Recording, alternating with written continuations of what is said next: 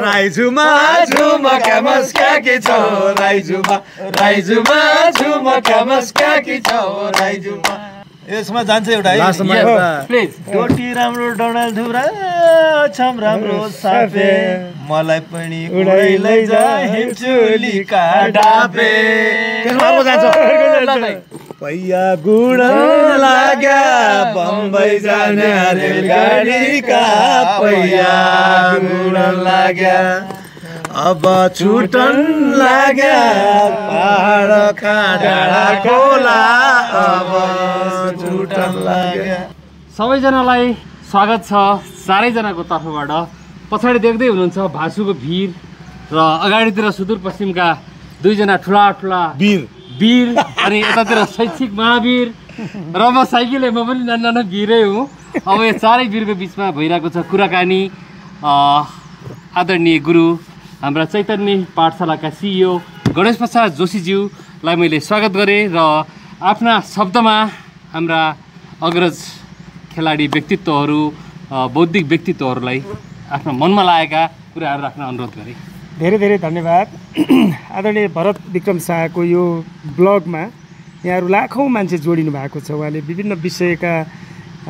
प्रसङ्गहरू विषयवस्तुहरू विशेष गरी मानव सेवाका आयामहरूमा शिक्षा संस्कृति प्रकृति साइकल यात्रा दिन दुखी हरेक क्षेत्रका विभिन्न विषयहरू उठान गर्नुहुन्छ। त्यसै गरी विभिन्न प्रतिभाशाली व्यक्तित्वहरू हाम्रा अग्रजहरू समाजका प्रेरक व्यक्तित्वहरूको विषयमा पनि अत्यन्त प्रेमपूर्वक संवाद गर्नुहुन्छ। त्यही सन्दर्भमा आज हामी चाहिँ यो चैतन्य संवादको नवीन श्रृङ्खलामा छौँ र हाम्रो अगाडि आदरणीय अग्रज व्यक्तित्वहरू हुनुहुन्छ। आदरणीय दीपक दाई जसको नामसँग एउटा पर्यायवाची शब्द जोडिन्छ ओलम्पियन, त्यो पनि तेक्वोन्दो जस्तो खेल सुदूरपश्चिमको सामान्य पृष्ठभूमिबाट डडेलधुराबाट जैकवार बिचुवा त्यसपछि धनगढीको कबडहल त्यसपछि काठमाडौँ हुँदै ओलम्पिकसम्मको यात्रा र नेपाली झन्डालाई ओलम्पिकमा फहराउँदा र आफ्ना चाहिँ थुप्रै स्वर्ण काँस्य पदकको एउटा इतिहास र कीर्तिमानी र अहिले पनि खेलकुदको उन्नयनमा श्रीवृद्धिमा जो दाइ लागिरहनु भएको छ र हामी सबैको अग्रज हुनुहुन्छ। र त्योभन्दा महत्त्वपूर्ण कुरा उहाँमा धेरै ठुलो सहृदयता छ, सामाजिक भावना छ, सेवाको भावना छ, राष्ट्रप्रतिको माया छ, सुदूरपश्चिमप्रतिको माया छ, युवा खेलाडीहरूप्रतिको माया छ र आफ्नो जन्मभूमिका लागि केही गर्नुपर्छ भन्ने हुटहुटी छ। यस्तो आदरणीय अग्रज दाई हुनुहुन्छ। दीपक दाई यहाँलाई स्वागत छ। र त्यसै गरी जगत दाई सुन्दर सुदूरपश्चिमको यो दिव्य भूमिले जन्माउनुभएका अत्यन्त अग्रज अछाम पुर्ख्यौली घर मुम्बईमा हुर्किनुभयो, पढ्नुभयो, आफ्नो करियर त्यही गर्न सक्नुहुन्थ्यो तर पनि आफ्नो देशप्रतिको माया, खेल क्षेत्रप्रतिको माया र खेल र आफ्नो सिप आफूले बुझेको, आफूले जानेको, आफ्नो सक्षमता, आफ्नो सम्भावना भएको क्षेत्रबाट राष्ट्रमा केही योगदान दिनुपर्छ भनेर नेपाली खेल क्षेत्रलाई विशेष गरी क्रिकेटको जुन अन्तर्राष्ट्रिय छवि छ विश्व मानचित्रमा जसरी नेपाली क्रिकेट उदाएको छ, हाम्रा धेरै सूचकाङ्कहरू निराशामा छन्। हामी धेरै हिसाबले उत्साहित हुन सक्ने अवस्था छैन।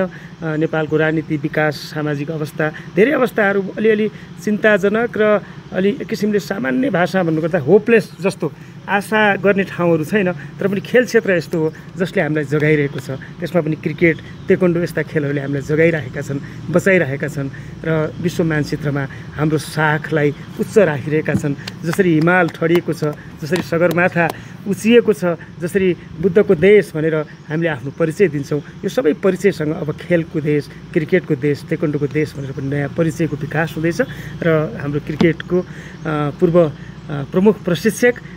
खेलाडीहरू कहिले पूर्व हुँदैनन्, प्रशिक्षकहरू कहिले पूर्व हुँदैनन्, त्यो एउटा टाइटल थियो, त्यो एउटा चाहिँ नि उहाँको अफिसियल रेस्पोन्सिबिलिटी थियो। उहाँ सदाबहार जीवन पर्यन्त रहिरहनुहुनेछ। चैतन्य पाठशाला दाइ स्वागत छ। चैतन्य पाठशालाले 15 गते हिजो गणतन्त्र दिवस अनि हिजोबाट हाम्रो चाहिँ नि पूर्व निर्धारित क्यालेन्डर अनुसार तेक्वोन्दोको प्रादेशिक स्तरको प्रतिस्पर्धा चलिरहेको छ। अहिले पनि सयौँ खेलाडीहरू एरिनामा कम्पिटिसन गरिरहेका छन्, प्रतिस्पर्धा गरिरहेका छन्। कति खेलाडीहरू खेल्दा खेल्दै चोटपटक लागेर अस्पतालको बेडसम्म पुगेर फेरि रिकभर भएर खेल मैदानमा आएका छन्। खेल भनेको यस्तै हो। दाइको पनि धेरै पटक चोटपटक लाग्यो, लिगामेन्ट गयो, खेल्दा खेल्दै एसियन गेममै उहाँ चाहिँ नि लड्नुभयो, फेरि उठ्नुभयो। जीवन यस्तै हो, लड्ने उठ्ने। र यही सन्दर्भमा दीपक दाईबाट सुरु गर्न चाहन्छु। कसरी तपाईँका कुरा त धेरै आइसकेका छन्, राष्ट्रिय अन्तर्राष्ट्रिय मिडियामा आइसकेका छन्। अहिले भासुको भिरलाई साँची राखेर यो चाहिँ नि तपाईँको खानडाँडाको बाटो हाम्रो सुदूरपश्चिमलाई जोड्ने, विकट पहाडी भेगलाई जोड्ने, हाम्रो संस्कृति सभ्यता प्रकृतिलाई जोड्ने एउटा बाटो जहाँ हजारौँ लाखौँ हाम्रा बाबुबाजेहरू यात्रा गरे। शेरबहादुर देउवाको यात्रा यही बाटो भयो, लोकेन्द्रबहादुर चन्दको यात्रा यही बाटो भयो, थुप्रैको यात्रा यही बाटो भयो र दीपक बिष्टको यात्रा पनि यही बाटो भयो। यो यात्रालाई, यो संस्करणलाई, यो प्रकृतिलाई, यो संस्कृतिलाई, हाम्रो मौलिक चाहिँ परम्परालाई, हाम्रा देवी देवतालाई साक्षी राखेर उहाँहरूलाई सम्झेर दाइको यो तेकोन्डोको यो गरिमामय यो यात्रासम्म पुग्नुको अत्यन्त संक्षिप्त रूपले एकदमै हाम्रो आफ्नो टोटली भाषा भनेर हुन्छ केटाकेटीले बुझ्ने हिसाबले होइन। यो ठाउँमा बस्दाखेरि यो खानडाँडाको डाँडामा बसेर भासुको पोहोर भासु भिरलाई हेर्दाखेरि चाहिँ एउटा शब्द के मेरो आमाले भन्थिन्, कठै लाडी काला कुइया भन्थिन् के। कठै लाडी भनेको यो के यो संसार अपरम्पार छ। कठै कठै यो बाटो थिएन। मेरो बुवा आमा हिँडेर जान्थे डडेलधुरा होइन। म ट्रकको पछाडि एक दिन गएको याद छ, अलिअलि सम्झना छ। भासुको भिड आयो है भन्थे होइन। ए भासुको भिडमा अहिले विचार गर है भन्थे। बाटै थिएन, सानो साँग्रो थियो, डर लाग्थ्यो। भन्नाले कस्तो भने युद्धमा लड्न गए जस्तै हो त्यो क्रस गर्नु भनेको। अब त्यतिखेर बस धेरै चलन थिएनन्, केही बस चल्थे। दिनमा एउटा बस दुईवटा बस कति चल्थे होइन। त्यसमा चाहिँ जान नसकेपछि ट्रकमा यो मालवाहक ट्रकमा चाहिँ गएको छु कि म पहिलोचोटि। अनि भासुको भिड आयो है, त्यहाँ अलिकता भासुको पढ इधर समातेर बस भन्थे होइन। के हो यो भासुको भिड भन्ने हुन्थ्यो। त्यो एकदमै डडेलधुरालाई अनकन्ठार नै मानिन्थ्यो। तर के हो भने अहिले जुन प्रकारले हाम्रो नेताहरू अग्रजहरूले जुन प्रकारले एउटा यहाँ बाटोघाटो बनाइदिएको छ, अहिले 4 घन्टामा पुग्छौँ। पहिला चाहिँ 12 दिन 10 दिन लाग्थ्यो अरे के गाउँ के अरे कैलालीबाट कञ्चनपुरबाट हिँडेर जानुलाई। त्यस्तो ठाउँको मान्छे हौँ। अनि तर के हो भने भगवान् दाहिने भए जस्तो हाम्रो सुदूरपश्चिमको एउटा स्पिरिचुअल पावर छ। हाम्रा देवी देवता यति तगडा छन् कि कुरै सक्थ्यो। अहिलेसम्म म जहिले पनि बिहान आफ्नो देवी देवतालाई कुलदेवतालाई चाहिँ ढोक्छु, सम्झिन्छु। त्यसले गर्दाखेरि यहाँ पुगेँ हौँ कि। र सुदूरपश्चिमको मान्छे अब ओलम्पिकसम्मको यात्रा धेरै कठिन थियो। कठिन हुन्छ नै, ओलम्पिकको यात्रा त्यतिकै कठिन हुन्छ। अनकन्टारबाट ओलम्पिकसम्म होइन कस्तो ओलम्पिकको यात्रा सबै खेलाडीको लागि राम्रो सुविधा सम्पन्न भएका देशका खेलाडीलाई पनि त्यति नै यो चुनौतीपूर्ण छ। चुनौती हो सपना भनेपछि हामीलाई त 3 भन्दा बढी चुनौती हो। र त्यो चुनौतीलाई पार गरेर सबैको आशीर्वाद, भगवान्को आशीर्वाद, सुदूरपश्चिमको माटो, देवी देवताको आशीर्वाद र त्यो भैँसी गाईको त्यो दुध, त्यो आमाको अर्ग्यानिक खाना होइन, त्यो बिचुवा गाउँ, त्यो डडेलधुराको गाउँ, त्यो धनगढीको भनौँ न कवड हलले चाहिँ यसरी बनाइदियो कि साला कहिले हात परेन। साउथ एसियन गेममा कहिले हारेन साउथ एसियन गेममा। यो अब कस्तो के भयो थाहा छैन होइन। तर साउथ एसियामा चाहिँ म नहारेको रहेछु कि। लास्टमा थाहा पाएँ कि मैले साउथ एसियन गेममा म कहिले पनि अनडिफिटेड रहेछु भनेर। नेपालमा त भइ नै हाल्यो। अनि दाजु हामी नाना छन् जहाँसम्म तम्बाका हाम्रा साथीभाइहरू हामीभन्दा थक्कै ठुला साथीहरू भन्नुहुन्थ्यो यो उही बेला त अब दीपक दाइक सामान्य एउटा खेलाडी मात्रै थिए होइन, भर्खर खेल्न लाथे। यो दीपक बिष्ट भन्ने रैकाबार बिचुवाको एकजना दाइ छ। यी रुखका बोकडा एक नै राख्दै धनगढी जाने बेला सब बोकडा निकालिदिन्छ, सिसौका रुखा खयरका चोइला सब निकालिदिन्छ। के हो दाइ त्यो साँच्ची हो? यो कस्तो हुँदो रहेछ भने अब त्यतिखेर म इन्डियन फिल्म चाहिँ एकदमै मन पराउने, रजनीकान्त, मिथुन चक्रवर्ती, फुलर काटे, अजय देवगन, मार्सल आर्ट धेरै मन पर्थ्यो। तर म भलिबल खेल्थेँ किनभने भलिबल चाहिँ अब गाउँमा खेल्नुहुन्थ्यो, त्यही भएर भलिबल खेल्थेँ। मार्सल आर्ट खेल्न पाएको थिएन। अनि धनगढी आए पछाडि धनगढी आएपछि मार्सल आर्ट खेल्ने मौका पाएँ। भयो के भने त्यो मार्सल आर्ट खेल्ने भित्रबाट मन हुन्थ्यो। अनि अलिअलि सिकेपछि गोविन्द गुरुले, मेरो आदरणीय गुरु हुनुहुन्छ, उहाँले मलाई सिकाइसकेपछि केशव भट्ट मेरो एकजना साथी हुनुहुन्छ, गुरु पनि हुनु नि सिनियर। अनि त्यही पछाडि यो कता कहाँ हाणु भन्ने रहेछ कि त्यो बेल्ट बाँधेपछि। अनि कहाँ हाणु भन्ने रहेछ। अनि बाटोमा नि रुख देख्यो भने रुखमा हानिदिने, खप्टा देख्यो भने त्यो घरको खप्टामा हानेर फोडिदिने। त्यो एक कैकामा घर आयो त्यो खप्टा दिनदिनै तोडिदिन्थ्यो भन्ने लाग्यो। मेरै घर आफ्नै हो। मेरो बुवाले अनि गाली गर्नुहुन्थ्यो, यो डब्र्याउनु यो यहीँ देखाएको छु यसले भने। त्यो खप्टाको घर अलि चुचो यस्तो आउँछ नि त त्यहाँ टर्निङ किङ हानेर बाटो हानेर त्यो निकालिदिने कि हान्ने कहाँ त हान्ने मन लाग्थ्यो अनि ब्याकी हान्ने रुखमा अब त्यो केराको रुख त कति भाँचे त्यस्तो हुने कि त्यो भित्रको इम्पावर आउने अनि हान्नुपर्छ यहाँ भनेर अनि त्यो ओलम्पिक पुग्दै रहेछ के त्यो भित्रबाट रहेछ भन्ने कुरा हो र भनौँ न अब मान्छेलाई त मैले त्यति अहिलेसम्म त्यसरी बाहिर चाहिँ झगडा गरेन रोड फाइट चाहिँ मैले धेरै गरेँ यो भगवान्को आशीर्वाद र ताइक्वान्डोको नियम र मार्सल आर्टको नियम के हो भने एउटा संस्कार यो संस्कार हो यो डिसिप्लिन हो यो मार्सल आर्टमा आउनुभन्दा पहिले त कसैलाई त रन्काइ हो त बाटामा त्यो पटकनी खेलिन्थे गाउँमा पटकी भिरिया छडवान र चौधरीलाई र गाउँमा चाहिँ बहुत पटकनी खेले हैन पटकनी विशेष गरेर त्यो खोला किनारा बालुवामा पटकनी खेलिन्थे हामी बडा मजा आउने अनि बाल सखीहरुसँग यसलाई मुल्यो अनि मित्रहरु जन बोले के रे तैले बेली भर्ती नि पटका ए रन्का बुद्धि रन्का हैन तँलाई मैले के गर्दिउँ रे त्यो एउटा वर्ड पचकाइदिउँ तँलाई पचकाइदिउँ ल त नगर पचकाइदिउँ भन्थे कि हामी के दही पचकाउने भन्थ्यो अनि दही पचकाउने भन्थ्यो साला अँगाल हालेर त्यो कुस्तीकी चाहिँ नि त्यो जुडोको चाहिँ नि पटकनी खेलिन्थ्यो साच्चै पचकाइदिने भए त्यतिखेर बल कहाँबाट आउँथ्यो लडे सुमु लडाइ जस्तो लडाउँथ्यो कि हामी त्यो मलाई थाहा छैन मेरो फ्यामिलीको पुरा पूर्वकालहरूको मेरो पुर्खौलीहरूले कति मार्सल आर्ट खेले कति कुस्ती खेले थाहा छैन कि तर ममा चाहिँ त्यो कहाँबाट आयो कि त्यो भगवान्ले मलाई चाहिँ पठाएको जस्तो लाग्छ कि खेल्नु भनेपछि 12 बजेको घाममा वैशाख जेठको घाममा 40 डिग्री 45 डिग्रीको घाममा बल समातेर होइन भलिबल समातेर अनि गाउँमा त्यो एक्लै भए पनि त्यो खेल्थ्यो कि यस्तो गरेन त्यो जुनुन र त्यो खेल्ने शक्ति चाहिँ थियो तर मलाई के लाग्थ्यो भने पढ्न किन भगवान्ले दिया होला यो बुवा आमाले किन पढ्नु भन्दैछन् यो खेल्नु भने भए हुन्थ्यो भनेर भन्थे तर ठ्याक्क अपोजिट के हुन्थ्यो भने बुवा आमा जै दिन खेल्यो उही दिन लट्ठीले हेरी भाटा कसाए चाहिँ पिटाइ खान्थे कि अब त्यो इन्भाइरोमेन्टमा त्यो तरिकाले सपोर्टले खेलकुदमा लागेको मान्छे भएँ म तर आज चाहिँ गर्व के लाग्छ भने त्यस्तो इन्भाइरोमेन्टमा पनि ओलम्पिक खेल्न सकिन्छ यति मेडल जित्न सकिन्छ भनेपछि अहिले त धेरै राम्रो इन्भाइरोमेन्ट भएको छ कि होइन अहिले चाहिँ खेल्ने इन्भाइरोमेन्टमा जस्तै चैतन्यले अहिले ल खेल है भनेको छ आमा बाउले ल खेल है भनेर ड्रेस किनिदिएको छ आमा बुवाले मोटरसाइकलमा गाडीमा चलाएर खेल्ने ठाउँसम्म पुगाइदिएको छ म मेरो चेलालाई अहिले खेल्ने ठाउँसम्म पुगाउँछु मेरो छोराले खेल्ने ठाउँमा पुगाउँछ भनेपछि त्यो इन्भाइरोमेन्ट बनाइदिएको छ कि त्यति बेलाको अब त्यो परिस्थिति देख्दाखेरि त्यो समय देख्दाखेरि अब अहिले आएर तपाईँको मान सम्मान देख्दाखेरि अनि कठै लाडी काला कुइया यहीलाई दिन खेलाउ यसले दिन्छन् भन्ने दिन आउँछ के अनि अत्यन्त सुन्दर अनि दाजी अछाममा जन्मिया दम होइन हप्प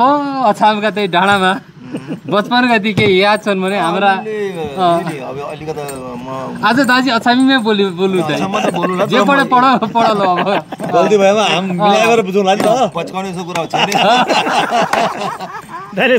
सक्का हाने नि त धेरै सक्का हाने सोल्का त्यो भने चाहिँ अब अछाम रेडीकोटमा जन्मिएँ होइन त्यहाँदेखि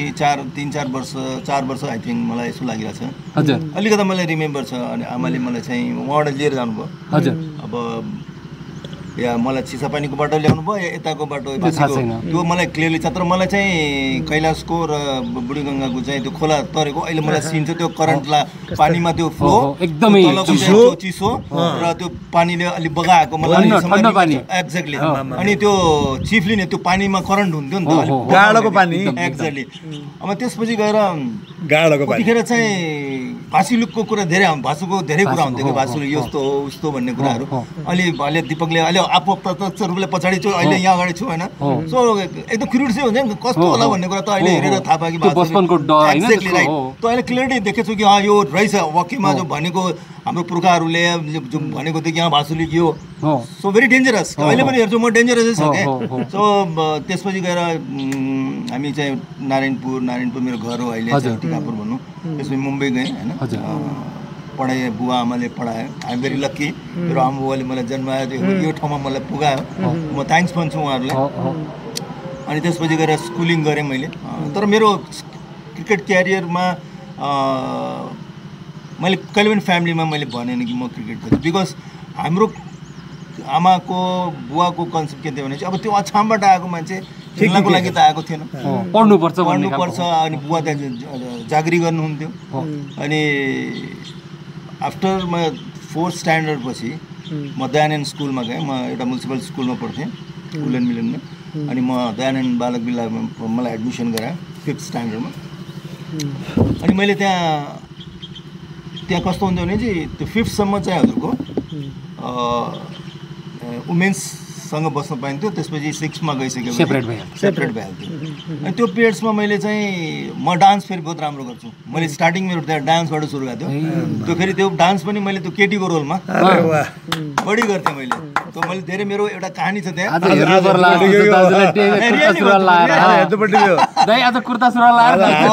एकदम त्यो कहानी पनि भन्छु म कुर्ता सुरुवाल। अनि गढवालको हाम्रो एउटा डान्स मास्टर हुनुहुन्थ्यो। अनि मेरो यस्तो डान्स हेरेर जगत त्यसले चाहिँ गढवाली उसमा भन्नु नाच्नुपर्छ भने मैले म रेडी भएँ। अनि त्यो डान्स हेरेर त्यो मेरो स्कुलको बाहिर त्यो कुल्फीवाला हुन्छ नि, त्यो टाइममा मलाई 50 रुपियाँ दिएको थियो। आई थिङ्क त्यो नयाँ 76 या 74 मा हुनुपर्छ। 50 रुपियाँ त्यो कुल्फी बेच्ने मान्छेले दिएको थियो भने चाहिँ कति राम्रो थियो होला। त्यतिखेर मैले चाहिँ मलाई अहिले पनि याद छ त्यो मसाला डोसा उत्तप्पा जम्मा 1 रुपियाँको पाउँथ्यो। 50 पैसामा त उत्तप्पा पाउँथ्यो। 50 दिनको खाजा भइगयो त हैन। सो त्यसपछि गएर म 6 मा गएँ। क्रिकेट सुरु गरेँ आफ्नो गल्ली क्रिकेटबाट क्यारियर बिस्तारै गरेँ। अनि स्कुलको टिममा चाहिँ म चाहिँ जोइन भएँ। अनि घरमा कसैलाई पनि थाहा छैन कि म क्रिकेट खेल्छु, लुकेर। अनि त्यो थाहा पाएपछि आमाले मारे एकदमै त्यो कहाँ जाँदो भए पड्डो होइन तँ भनेर हैन अछामीमा पड्दैन त मागे ल अब त्यही हो अब नेपाल कहिले आयो नेपालमा त हैन। मैले चाहिँ कहानी म भन्दैछु दिपक। म चाहिँ त्यसपछि गएर क्रिकेट स्टार्ट कति वर्षको कुरा यो चाहिँ 77 78 को कुरा हो है 1977। अनि म जब 8th स्ट्यान्डर्डमा गाइड सिट खेलेँ मैले स्कुलमा। अब टिमको क्याप्टनै भयो क्या त्यतिखेर। मैले के भन्छु म। अनि त्यो एउटा म्याचमा मैले ग्राउन्डको नाम चाहिँ आजाद मैदानमा अगेन्स्ट मैले इस्लाम जिमखानाको अगेन्स्टमा स्कुलको उसमा मैले चाहिँ 75 कि 77 रन हाने थिएँ। अनि 4 विकेट लिएको। त्यतिखेर त्यो पेपर कटिङ आयो। त्यो मिड डे भनेर एउटा पत्रिका थियो, त्यसमा चाहिँ नाम आयो फलानु स्कुल फलानु मान्छे अनि बुवाको नाम आयो। म त्यो म्याच चाहिँ दुई दिनको म्याच थियो, रिटर्न आएँ। अनि बुवाले चाहिँ त्यो मिड डेको उसमा चाहिँ बुवा त्यो म्यानेजरले पढेर रहेछ त्यो पछाडि त्यो स्पोर्ट्स पेजमा कि बुवालाई बोलायो भने बुवाको नाम हेर्दा बुवालाई बोलायो नि त उसले। बुवालाई भन्यो कि तेरो छोरा क्रिकेट खेल्छ भने बुवाले मेरो छोरा कहाँ क्रिकेट खेल्छ, खेल्दैन भने। यो तेरो नाम हो भने यो कसको नाम हो, मेरो छोराको नाम हो। बुवाले केही पनि जानुभयो। अनि HMT सोना भन्ने घडी त्यहाँबाट किनेर ल्याउनु भयो। HMT सोना इन्डियाको टप घडी त्यतिखेर। अनि बेलुका आउनुभयो 7:30 बजे घरमा आउनुभयो। आएपछि बसेको त्यहाँ म चुपचाप गरेर। अनि आमा छेउमा खाना बनाउनु हुन्थ्यो। आमालाई थाहा थिएन? होइन आमालाई खाना त्यो त फेरि त्यही हो हच्काउने काम हो त्यहाँ। अनि बुवाले त्यो हात ल्यायो भने अनि घडी बाँध्यो। अनि आमाले रिसानु यत्रो सानो बच्चालाई कहाँ घडी सडी लाउँदा तिमी भनेर दिइहाल्यो। अनि होइन क्या गर्यो यिनले बुवाले भने आज यिनले चाहिँ राम्रो काम गरेछ। क्या भन्दा छ यसलाई क्रिकेट खेल्यो कि क्या खेल्यो यिनले यसो पत्रिकामा नाम आएको छ। अब आमाले त्यो बेलनले ढपा कहाँ अनि त्यसपछि म भागेँ। यति भाग्थेँ नि मेरो यो आमाले यहाँ खुट्टाको नसा काटेको मेरो दौड्छ भनेर धेरै। अनि त्यसपछि गएर खेल्दै गएँ। आफ्टर 10 क्लियर गरेँ,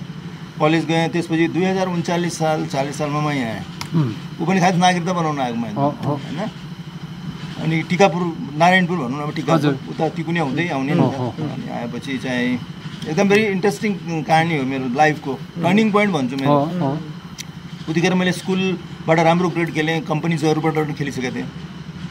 अनि त्यसपछि गएर चाहिँ म चाहिँ नागरिकता बनाउनु धनगढी आएँ। त्यो पनि कस्तो भने चाहिँ नारायणपुर मेरो घर, नारायणपुरबाट तिकुनियासम्म नियर अबाउट 3 किलोमिटर न मोर देन किनभने 12-13 किलोमिटर छ सो वकिङमा काका र म हिँडेर आउने त्यहाँ अनि तिकुनियाको बेलुकाको ट्रेन 8:30 बजेको ट्रेन त्यो मैलानी जान्थ्यो दुधुवामा उतर्ने दुधुवामा रातभरि बस्ने बिहान गौरीफन्टाको लागि मैलानीबाट ट्रेन आउँथ्यो आउने अनि त्यति टाढा थियो त्यति टाढा अनि त्यसपछि गएर दुधुवामा चाहिँ दुधुवाबाट के अरे मैलानीबाट गौरीफन्टामा ट्रेनमा आयो अनि त्यो रिक्सा चढेर मालपो हाम्रो चाहिँ प्रशासन कार्यालयमा आयो अनि आएपछि बिहान म कतिखेर पुगेँ 7:30-8 बजे अनि आएँ यसो चिया खायौँ अनि अफिस आई थिङ्क 10 बजेतिर 9:30 बजेमा हामी गयौँ फर्म फिलअप गऱ्यौँ यो कहानी छ रियली भने त्यसपछि गएर यसो हेर्छु त माथिबाट हेरेको त त्यो क्रिकेट खेलिरहेको थियो पारीको उसमा ग्राउन्डमा प्रशासन कार्य ग्राउन्ड थियो नि पुरा चौरै थियो नि त सो हेर्दै गएँ अनि फर्म भरिसकेपछि 1 घन्टा कति लाग्छ भने अनि काकालाई भने म जान्छ त्यतिखेर नेपाली म प्रशस्त बोल्थेन अहिले पनि बोल्दैन अछामीमा ठोकठाक गरिहाल्छ अनि त्यसपछि गएर 1 घन्टा हेरेँ अनि त्यहाँ सलेक्सन रहेछ त्यो दिनमा त्यो अनि क्रिकेट अनि मोहनबहादुर जुन अहिले विदेशहरूमा सब उहाँ चाहिँ मोहनबहादुर शाह हजुर उहाँले चाहिँ मलाई हेरिराख्नु भएको रहेछ एकदम म 1 घन्टा मलाई बोलायो त गएँ त क्रिकेट खेल्छौ खेल्छु भने कहाँ इन्डियाबाट त्यो टोनबाट थाहा पाएँ मैले कहाँ बस्छु मैले फलाउनु त त मेरो उहाँको ससुराली पनि नजिकै छ नि त उहाँ ल के को लागि आएको त भनेपछि नायक त बनाउनु आएको भने ल ठिक छ ल ब्याटिङ के गर्छौ तिमी मैले अलराउन्डर भनेपछि अनि ब्याटिङ गर नि त भनेपछि ब्याट गरेँ अनि मैले विदाउट प्याड राम्रो बलर थियो उतिखेर सुभाषहरू थिए आई थिङ्क बालगोपाल शर्मा यिनीहरू सबै थिए तिनीहरूको अगेन्स्टमा मैले खेलेँ मलाई भन्यो राम्रो खेलेँ चाहिँ मलाई सलेक्सन गऱ्यो उहाँले ल तैँले नेसनल खेल्नुपर्छ है भनेपछि है मैले त एकदम सरप्राइज भयो नि त नेसनल भनेपछि अनि के को अब नाइक त उहाँले गएर मलाई फर्म आफै जानुभयो टाकटाक मिलाउनु भयो 15 मिनटमा आई थिङ्क बनाउनु सो थ्याङ्क्सफुल उहाँ अहिले हुनुहुन्न उहाँको अलवेज म उहाँको लागि म थ्याङ्क्स भन्छु कि त्यो चन्द्रनाथ मिलमा म सुतेको मान्छे हो कि उहाँको चन्द्रनाथ मिल थियो नि अगाडि होइन त्यो एक्चुअली मलाई एवार्डको टाइममा पनि त्यही एवार्ड दिएको थियो सुदूरपश्चिम हाम्रो एनआइएसएफले मैले भनेको थिएँ म यही माटोमा चाहिँ हुर्केको यही माटोमा सुतेर तपाईँले यो मेडल दिनु त्यसको लागि धन्यवाद छ भने सो त्यो धेरै मसँग त्यो एक्सिडेन्ट भएको छ यस्तो कुराहरूमा त्यसपछि गएर म मेरो जर्नी त्यहाँबाट स्टार्ट भयो 39-40 खेलेँ कन्टिन्यू खेलेँ बिचमा फेरि गएँ मुम्बई गएँ फेरि रिटर्न आएँ तर 1984 पछि म कन्टिन्यू चाहिँ नेपालमा बसेँ मैले पछाडि फर्केर हेरेन अनि यो हजुरको जुन यो नेसनल कोच हुने जो कथा छ नि त यो नेसनल कोच म कहिले जसरी कि हामी 2050-51 मा यहाँ क्षेत्रीय गेम भएको थियो तपाईँको थाहा छ कि छैन हजुरलाई यो धनगढीमै भएको थियो अब त्यतिखेर म यहीँकै कोच थिएँ म कोच भने सरी म यहाँको क्याप्टन थिएँ हजुर अनि त्यहीभन्दा अगाडि चाहिँ सलेक्सनको लागि जस्तो क्लबको टिम हुन्थ्यो नि त अनि त्यहाँबाट क्यान बिलिभ तपाईँले यो बाटो त छँदै थिएन हामी नारायणपुरबाट उतिखेर न बच्चाहरूसँग न प्याड थियो हामीसँग भनौँ न म मुम्बई भएकोले अलिकति मसँग प्याड थियो अनि एउटा सनी टन्डी ब्याट थियो मसँग अनि त्यो अरूकोसँग प्याडै पनि थिएन हामी जुगाड गरेर अब त्यहाँको मतलब त्यहाँका जमिनदारहरूसँग अलिकति सपोर्ट गरेर सब उहाँसँग सपोर्ट उहाँहरूले गरेर हामीले ब्याट अघिल्लो किनेर अनि हामी प्र्याक्टिस गरेर हिँडेर 13-12 घन्टा हिँडेर हामी चाहिँ तपाईँको चाहिँ धनगढी खेल्न आयौँ त्यो बसन्ताको त्यत्रो जङ्गल त्यो पुरा टोट गरेर अनि त्यसपछि गएर बिहान म्याच खेलेर 2-3टा म्याच जितेर वनदेवी क्लब उतिखेर एकदमै चल्दा बुझ्दो थियो नि हामीलाई क्या 74 कि कतिमा प्याक गरेको थियो हामीले तिनीहरूलाई 52 मा अल आउट गऱ्यौँ कि वी आर च्याम्पियन त्यतिखेर हङ्गर बढी थियो हाम्रो केटाहरूमा भनेपछि जितको हङ्गर थियो अनि त्यसपछि आएर हामीले चाहिँ सलेक्सन भयो त्यसपछि 46-47 मा उता कन्टिन्यू 39-40-42 कन्टिन्यू खेल्दै गएँ अनि त्यसपछि गएर 46 मा भैरवा खेलेँ त्यसपछि आएर तपाईँको 50-51 मा आई थिङ्क यहाँ भएको थियो क्याप्टन भएँ क्याप्टन भइसकेपछि त्यहाँ पनि मसँग एउटा कस्तो भइदियो भने चाहिँ त्यहाँ हकीको क्याम्प चालु थियो यहाँ अनि हाम्रो पिन्टु गुरु भन्ने हुनुहुन्छ विदेन शर्मा उहाँ आउनुभएको थियो अनि मलाई भने त हाम्रो प्र्याक्टिस सिद्धेपछि हकी खेलिरहेको थियो त मैले देऊ नि त हकी देऊ न अनि मैले स्टिक चलाएँ चाहिँ अलिकति उहाँलाई मन पऱ्यो होला मन परिसकेपछि तैँले खेल्नुपर्छ है भनेपछि मैले भने कहाँ अहिले मेरो म्याच छ भोलि कहाँ खेल्छु भनेपछि अनि एक म्याच जित्दा सेकेन्ड म्याच लस भइहाल्यो उतिखेर नकआउट सिस्टम हुन्थ्यो जिल्लाको म्याचहरू थियो अनि म हकीमा छिरेँ फेरि हकी खेलेँ मेरो फिटनेस राम्रो त्यसपछि गएर मैले हकीमा पनि मैले साफ गेम खेलेँ मैले 1995मा मद्रासमा अगेन अब भन्नु धनराज पिल्ले यिनीहरूसँग खेलेँ मैले इट्स भेरी ह्याप्पी होइन म भन्छु अब उसलाई भाग्यमानी पनि भन्छु त्यो ठुलो प्लेयरसँग खेल्न पाएँ जो कि टिभीमा हेर्थेँ उनीहरूलाई स्कुल लेभलमा त्यसपछि गएर मेरो जर्नी त्यहाँबाट फेरि मेरो अरुण गुरु म उहाँलाई के अब त्यो वर्ड चाहिँ छैन उहाँले के भन्नु जग्गा तैँले कोचिङमा फर्म खोलेछ भर मैले म कोचिङ गर्दैन सर प्लिज म खेल्न दिनुहोस् भने होइन न खेल्न पनि पाउँछ त भर उहाँ चिफ कोच हुनुहुन्थ्यो हेड कोच हुनुहुन्थ्यो स्पोर्ट्स काउन्सिलको अनि मैले फर्म भरेँ कैलालीबाट भरेँ रूपेन्देहीबाट भरेँ अनि भेरीबाट भरेँ अनि मैले तिनवटामा मेरो नाम निक्ल्यो तिनवटामा नाम फर्स्टमा नाम निकालेँ अनि उहाँले के भन्नु रूपेन्देही अब यहाँ करारमा थियो उहाँ चाहिँ अब थाहा मलाई त्यो करार पनि त्यो चाहिँ थाहा थिएन मैले कोही त्यो भनेपछि मैले क्रिकेट खेल्न छ मतलब अनि उसले भने रूपेन्देही चोइस गर्नु त मैले अनि रूपेन्देही मैले चोइस गरेपछि त्यतिखेर 96मा फर्स्ट ब्याच मैले स्कोर गरेर टिमलाई जिताएँ फाइनलमा हामी लस भयौँ तर टिमलाई जिताएँ त्यो हिसाबले टिममा परेँ नेसनल टिममा फर्स्ट ब्याचमा सो त्यहाँबाट 98मा फेरि चाहिँ क्याम्प लाग्यो बाहिरको लागि त्यहाँ परेँ तर हाम्रो चाहिँ तारिणी भाइस प्रेसिडेन्टले के भन्नु भने चाहिँ होइन जगतले अब फोकस ओन्ली उहाँलाई चाहिँ कोचिङमा गर्नुपर्छ भनेपछि अनि इन्डियन हाम्रो कोच हुनुहुन्थ्यो मनोज प्रभाकरको कोच हुनुहुन्थ्यो उहाँ चाहिँ भट्नागर सर उहाँले भने उसलाई खेल्न दिनु राम्रो छ भने चाहिँ उहाँले मान्नु भन्नु कि अनि मैले पनि अब अलिकति मेरो माइन्ड चाहिँ मैले डाइभर्ट गरिदिएँ अब म कोचिङमै गर्छु देन म स्टार्ट मेरो किन म जागृत भइसकेको थिएँ त्यति अनि मैले कोचिङ गर्दै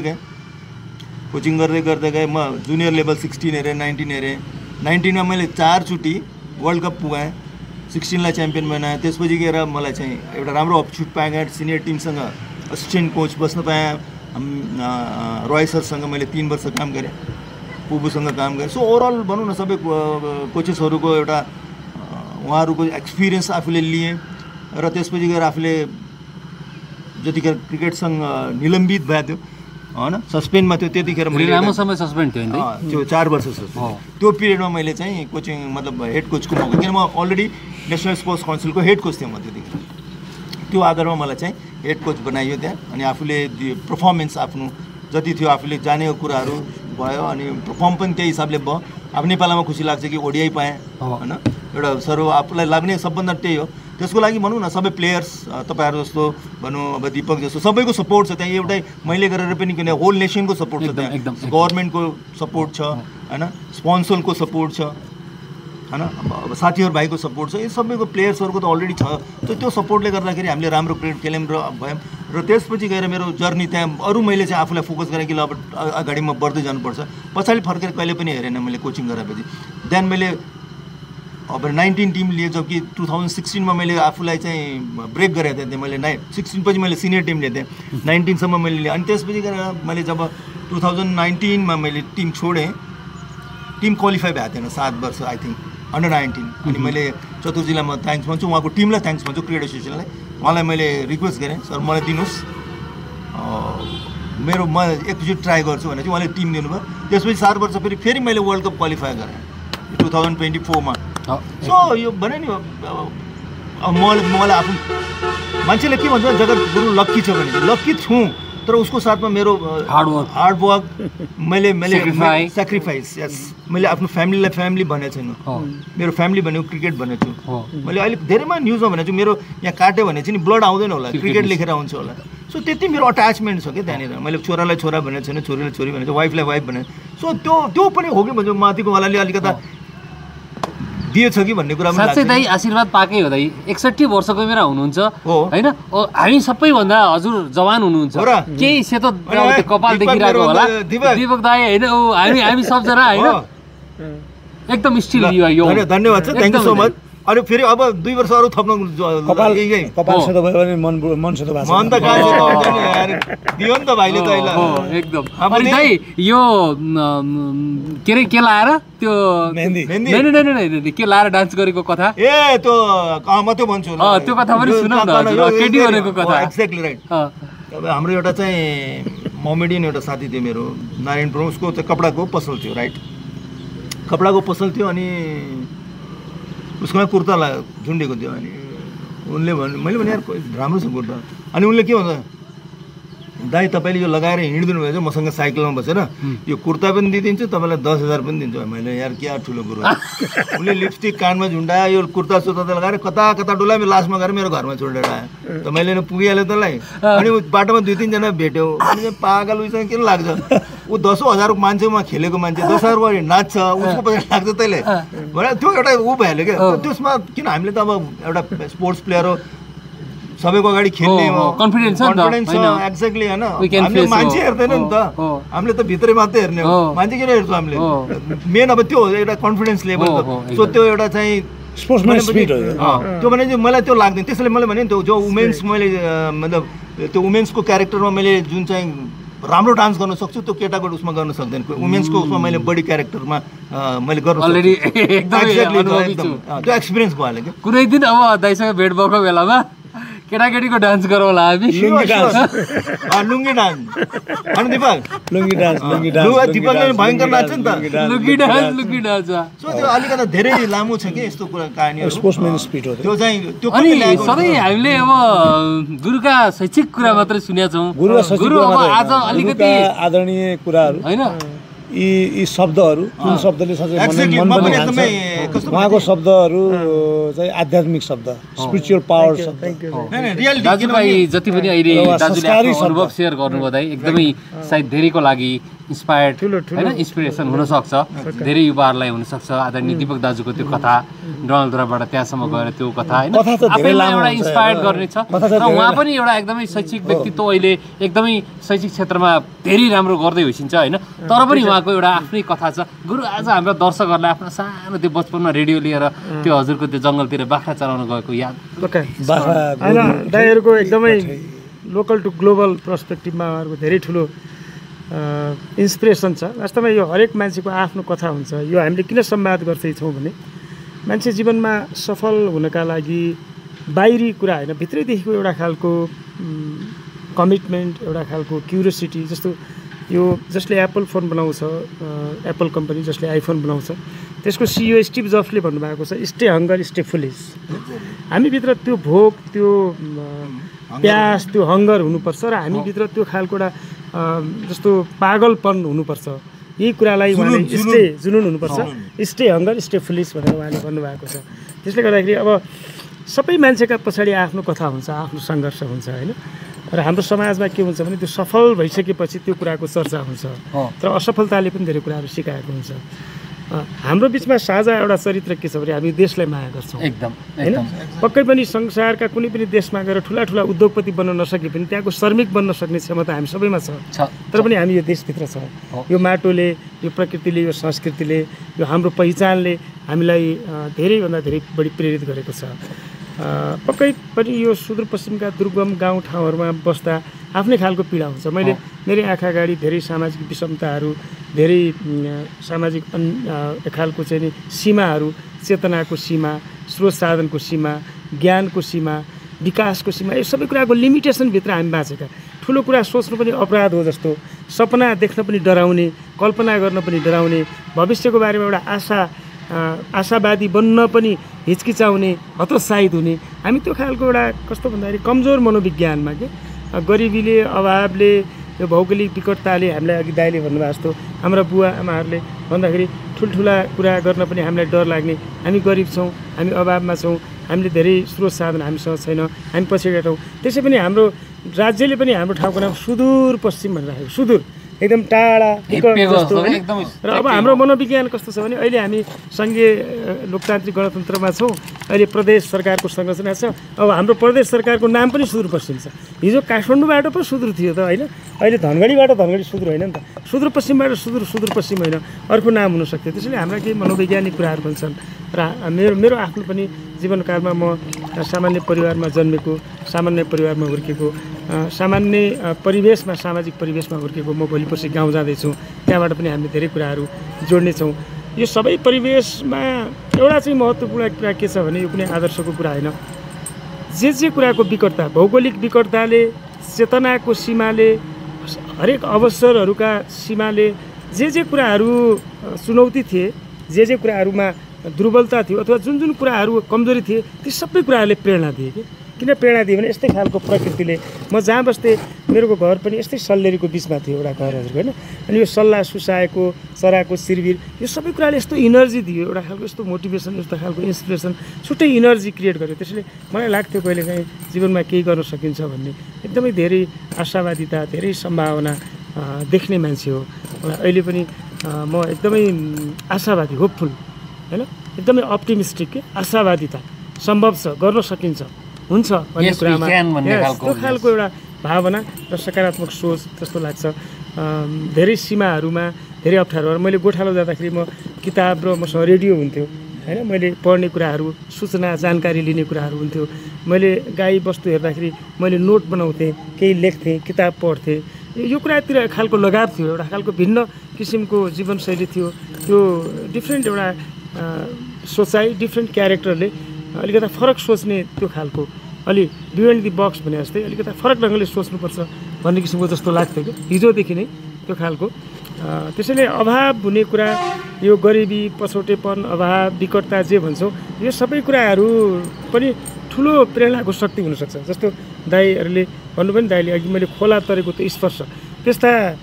चिसो खोला चिफ्लो ढुङ्गा हामीले धेरै तरेका छौँ यस्ता खोल्साहरू यस्ता चिरबिर यस्तो जङ्गल यस्तो भिरफाकाहरू धेरै पार गरेका छौँ यही कुरा हाम्रो शक्ति हो र अर्को कुरा दिपक दाइले अघि भने जस्तो सुदूरपश्चिममा के छ सुदूरपश्चिममा ठुलो चाहिँ नि दैवीय शक्ति छ हामी मस्टो परम्परा कुल पूजा हाम्रा आफ्ना चाहिँ नि वैदिक सनातनीय परम्परा हाम्रा यहाँका दुर्गा भवानी माताहरू यो जम्मै सुदूरपश्चिम भनेको दिव्य भूमि हो यो देवी देवताहरूको बास गर्ने यहाँ चाहिँ कैलाश पर्वतहरू छन् यहाँ देवीहरूको बास छ देवताहरूको बास छ मष्टा परम्पराहरू छन् अहिले पनि हामी हाम्रो कुल पूजाहरू गर्छौँ हाम्रो त्यो खालको एउटा प्रणाली छ त्यसले पनि हामीलाई एउटा अनुशासनमा मर्यादामा बहुसांस्कृतिक एउटा चाहिँ नि सामाजिक संरचनामा बाँधेको छ हाम्रो समाजमा विभिन्न जात जातिका मान्छेहरू एकै ठाउँमा मिलेर बसेका छौँ हाम्रा खेतबारीहरू जोडिएका छन् हाम्रा देवताहरू साझा छन् जात फरक पनि देवता साझा छन् संस्कृति साझा छ यो सबै कुराहरू त्यसैले गर्दाखेरि यो अनेकतामा एकताको जीवन्त अभ्यास गरेर हामी बाँचेका छौँ त्यसैले नेपाली समाजको यो जुन मौलिकता छ यो वास्तवमा विश्वव्यापी रूपमा युनिक छ यहाँ विदेशीहरू आयो भने उनीहरूले यही कुरा मन पराउँछन् तपाईँहरू कति मिलेर बसेको अनि तपाईँहरूमा कस्तो आत्मीयता कस्तो हार्दिकता कस्तो स्नेहपूर्ण वातावरण त्यसले यो कुरालाई चाहिँ हामीले विश्व चरित्रमा विश्व चाहिँ समाजको नयाँ चरित्रको रूपमा हामी विकसित गर्न सक्छौँ त्यसले पूर्वीय दर्शन हाम्रो वेद जुन चाहिँ नि हाम्रो गीता विशेष गरी पूर्वीय दर्शनको जुन दृष्टिकोण छ यो नै अहिलेको वैज्ञानिक विकासको मुख्य आधार हो भनेर महान वैज्ञानिकहरूले धेरै पटक पुष्टि गरिसकेका छन् त्यसले हामीले हाम्रो नेपालीपनमा हामी सुदूरपश्चिमेली कुरामा र नेपालीभरिका जति पनि बहुसांस्कृतिक कुराहरू छन् हाम्रा मौलिक परिचयहरू छन् त्यसलाई चाहिँ विश्व समाजमा हामीले स्थापित गर्ने हो त्यसले अहिले जस्तो धेरै मान्छेहरूमा निराशा छ हामी कुरा गर्छौँ नि यहाँ जस्तो धेरै कुराहरू छ हुँदा पनि हामी चाहिँ अभावमा छौँ गरिबीमा छौँ हामीले आफ्नो महत्त्व बुझ्न सकेका छैनौँ हाम्रो सम्भावना बुझ्न सकेका छैनौँ यहाँ चाहिँ नि आयुर्वेदिक विश्वविद्यालयहरू हुनुपर्छ यहाँ चाहिँ विभिन्न मेडिसिनल फरेस्टहरूमा रिसर्च हुनुपर्छ पर्यटनको क्षेत्रमा हामीले सम्भावनाहरू खोज्नुपर्छ हाम्रो वरपर जे छ हाम्रो जो भौगोलिक रूपले विकट देखिने डाँडाकाँडाहरू सबै सम्पन्न छन् समृद्ध छन् त्यसैले हाम्रो देशलाई नेपाललाई भगवानले ईश्वरले दुईवटा कुरा दिएको छ एउटा प्रकृति दिएको छ एउटा संस्कृति दिएको छ हाम्रा सबैका खेल क्षेत्रमा शिक्षा क्षेत्रमा आध्यात्मको क्षेत्रमा राजनीतिको क्षेत्रमा समाजशास्त्रको क्षेत्रमा व्यवसायको क्षेत्रमा धेरै किसिमका सङ्घर्षहरू छन् तर त्योभित्र पनि एउटा सम्भावना छ यो कुराहरू चाहिँ हामीले देख्नुपर्छ त्यसले दाइहरू जगत दाइ यहाँ आउनुभएको बेला उहाँको नाम जगत हाम्रो चाहिँ क्रिकेट क्षेत्र अन्तर्राष्ट्रिय जगतमा स्थापित गर्नुभयो दिपक दाई नाम जस्तै चाहिँ खेलको क्षेत्रमा उहाँले एउटा उज्यालो प्रकाश छरिरहनु भएको छ अब हाम्रो भरत राजा चाहिँ नि यहाँबाट त्यत्रो विकट ठाउँमा बढी मालिकामा जहाँ मान्छे हिँडेर जान सक्दैन साइकल पुर्याउनु भएको छ खप्तडमा साइकल पुर्याउनु भएको छ दिनहीन गरिब दुखीलाई आफ्नो परिवार घर आफ्नो आवश्यकता आफ्नो व्यवसाय आफ्नो नाफाको जिन्दगी लाभको जिन्दगी आफ्नो चाहिँ भलाइ केमा छ भन्दा पनि समाजको भलाइ यसरी यो एउटा खालको सहृदयी मान्छे होइन सकारात्मक सोच राख्ने मान्छे मिलेर हामीले समाजलाई एउटा सन्देश दिने हो हामी पछिको युवाहरूलाई हामी पछिका भाइ बहिनीहरूलाई हामी पछिका चाहिँ जति मान्छे अभावका कारणले गर्दा कोही पछाडि पर्दैन गरिबीका कारणले कोही पनि पछाडि पर्दैन सुदूरपश्चिमको भएका कारणले कोही पनि पछाडि पर्दैन धेरै राम्रो विद्यालयमा पढ्न पाइन भनेर कोही पनि पछाडि पर्दैन हामी गर्न सक्छौँ भन्ने त्यो भावनाका साथ अगाडि बढ्नुपर्छ सबैजनाले अगाडि बढ्नुपर्छ हामी अब खेलकुदको क्षेत्रमा स्पोर्ट्स एकाडेमीमा दाइहरूले एकदमै धनगढीमा सुदूरपश्चिममा बसेर गर्नुपर्छ भन्नु भएको छ जगत दाइ दिपक दाइहरूले। हामी सबैजनाहरू लागिरहेका छौँ। चैतन्य पाठशालालाई अहिले एउटा राम्रो फरक खालको फरक दृष्टिकोणको समाजसँग जोडेर संस्कारसँग जोडेर हाम्रो संस्कृतिसँग जोडेर हाम्रो चाहिँ नि लोकल टु ग्लोबल हामी जे छौँ त्यो हाम्रो स्थानीय स्तर यो परिवेशबाट हामीले प्रेरणा लिँदै सबल बन्ने सक्षम बन्ने होइन। हामीले कुनै पनि विश्व अभ्यासहरूलाई कपी गर्नुपर्छ भन्ने छैन। हाम्रो आफ्नो इन्डिजिनियस नलेज सिस्टमलाई डेभलप गर्ने र ग्लोबल्ली कम्पिटेन्ट बन्ने होइन। स्थानीय स्तरको चेतना र विश्व सक्षमताको के अरे क्षमता विकास गर्ने त्यो खालको एटिच्युड हामीसँग हुनुपर्छ। त्यसले गर्दा हामी कोहीभन्दा कम छैनौँ होइन। हामी सुदूरपश्चिमका मान्छे कम छैनौँ, हामी नेपालका मान्छे कोही कम छैनौँ होइन। मैदानमा तुफान सुदूरको शान होइन। सुदूरपश्चिमको शान नेपालले नयाँ परिचय बोक्ने बेला आएको छ। पक्कै कुरा हो, राजनीतिमा निराशा छ, हाम्रो शासन व्यवस्थामा निराशा छ, केही न केही सामाजिक संरचनाहरूमा पनि समस्या छ। हाम्रा चोलीबेटीहरू बलात्कृत हुन्छन् वर्षौँसम्म चाहिँ न्याय पाउँदैनन्, बलात्कारी चाहिँ नि पक्रिँदैन। यसो छ अब हामी भ्रष्टाचारहरू देखिन्छन्, भ्रष्टाचारीहरूलाई कारबाही हुँदैन, तस्करीहरू देखिन्छ, त्यसलाई चिर्ने हो क्या, त्यसलाई चिर्ने हो। यस त्यसलाई चिरेर नयाँ सिराबाट समाजको परिकल्पना सोच राखेर गर्ने हो। एजुकेसनमा तपाईँ जस्तो मान्छेहरू हामी सबैले स्पोर्ट्समा सबैजना हामी सबैजना अब आशावादिताको वितरण गर्ने हो कि चिर्ने हो र प्रसारित गर्ने आशाको युगको थालनी गर्ने हो। सुरुवात हामीबाटै गर्नुपर्छ किनभने तपाईँ पनि बाहिर जानु सक्नुहुन्थ्यो, तपाईँ पनि बाहिर जानु सक्नुहुन्छ। त्यसैले हामी सबैले मिलेर भन्नुपर्छ यस वी क्यान। यसमा जान्छ एउटा है लास्टमा एउटा प्लिज। डोटी राम्रो डडेलधुरा छम राम्रो साफे मलाई पनि उडाइ लैजा हिमचुलीका डाबे। त्यसमा अर्को जान्छ पैया गुड लाग्या बम्बई जाने रेलगाडीका पैया गुड लाग्या अब छुटन लाग्या पहाडका डाँडा खोला अब छुटन लाग्या कस्तो राम्रो रोइदिना कोही छैन धोती मैलो टोपी मैलो रोइदिना कोही छैन रोइदिना कोही छैन परदेशमा भनेको रोइदिना कोही छैन। त्यसैले परदेश नजाउँ, रोइदिने कोही हुँदैन, नेपालमै बसौँ। त्यसैले हामीले भन्छौँ मैदानमा तुफान सुदूरको शान।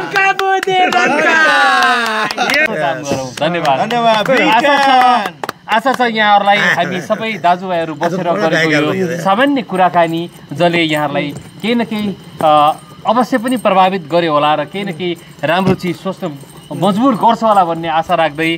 चारै दाजुभाइको तर्फबाट एकमुष्ट नमस्कार भन्दै यहाँहरूसँग छुट्टिने अनुमति चाहन्छौँ। नमस्कार। राइजुमा झुमका मस्काकी छौ राइजुमा राइजुमा झुमका मस्काकी छौ राइजुमा।